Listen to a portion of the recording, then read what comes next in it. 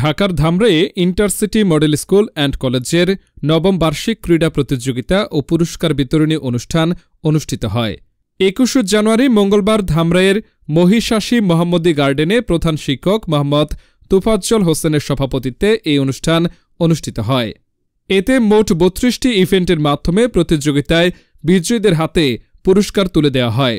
অনুষ্ঠানে বিশেষ অতিথি হিসেবে উপস্থিত ছিলেন ধামরাই উপজেলা মাধ্যমিক শিক্ষা কর্মকর্তা জাকির হোসেন, প্রতিষ্ঠাতা পরিচালক মোহাম্মদ সেলিম হোসেন, শিক্ষক মোহাম্মদ আপুর রাসেল, রিফাত, ড শফিকুল ইসলাম, শামসুল ইসলাম সহ স্কুলের শিক্ষক, শিক্ষিকা, শিক্ষার্থী ও অভিভাবকবৃন্দ।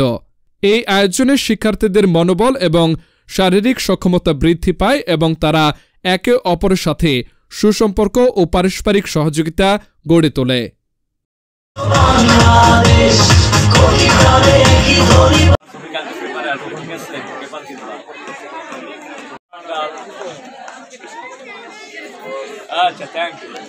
শিক্ষার্থীবৃন্দ সবাইকে আমার শুভেচ্ছা ও সালাম। আসসালামু আলাইকুম ওয়া রাহমাতুল্লাহি ওয়া বারাকাতুহু। এখানে